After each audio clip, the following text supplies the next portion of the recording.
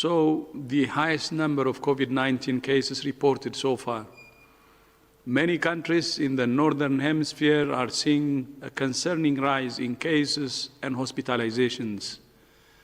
And intensive care units are filling up to capacity in some places, particularly in Europe and North America.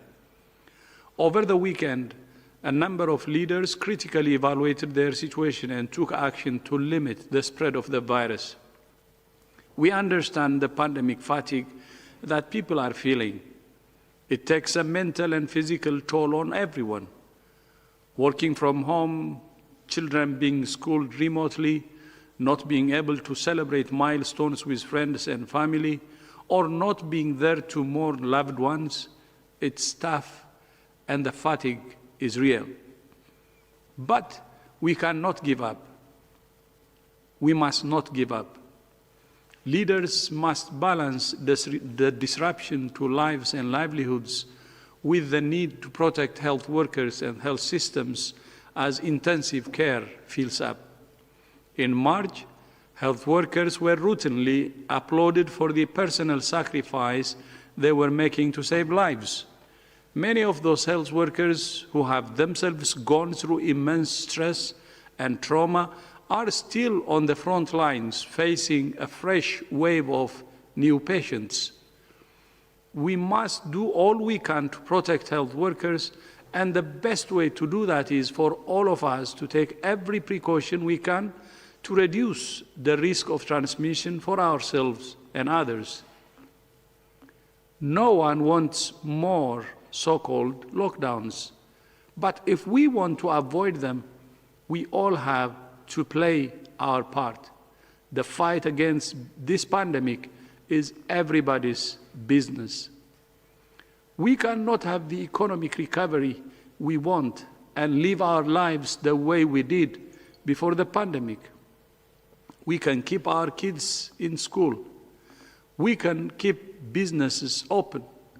We can preserve lives and livelihoods. We can do it. But we must all make trade-offs, compromise, and sacrifices. For individuals, families, and communities, that means staying at home, especially if you have been exposed to a case.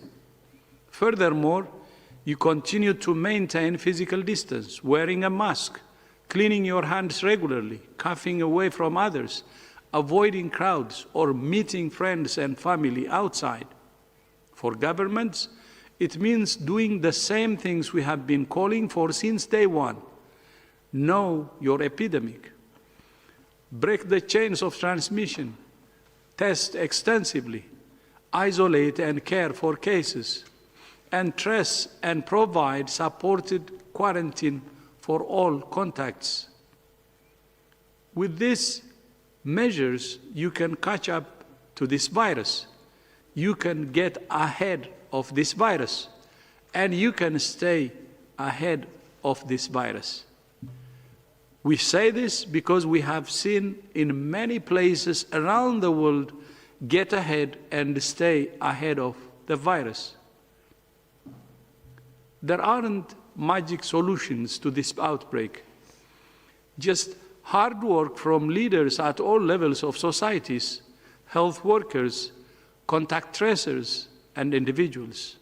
And then, once you have the upper hand, it's important to strengthen health systems, the health workforce, and contact tracing systems so that the virus doesn't take hold again. Science continues to tell us the truth about this virus, how to contain it, suppress it, and stop it from returning, and how to save lives among those it reaches. Many countries and cities have followed the science, suppressed the virus, and minimized deaths. From Dakar to Melbourne, Milan to Islamabad, New York to Beijing. When leaders act quickly and deliberately, the virus can be suppressed. For leaders, as my colleague, Dr. Mike Ryan, said back in March, the most important thing to do is move fast, have no regrets. But where there has been political division at the national level, where there has been blatant disrespect for science and health professionals, confusion has spread and cases and deaths have mounted. This is why I have said repeatedly, stop the politicization of COVID-19. A pandemic is not a political football. Wishful thinking or deliberate diversion will not prevent transmissions or save lives. What will save lives is science, solutions, and solidarity. That's why we say solidarity, solidarity, solidarity. Finally, last week, WHO conducted its first global e-learning courses on health and migration, addressing a critical and often neglected topic of global health. The course included being directly connected live with health and migration projects on the ground so that they could receive direct feedback from those in the field. There were people attending from 122 different countries worldwide, and I would like to take this opportunity to congratulate all individuals, all involved in this course. All of public health suffers when any community is excluded.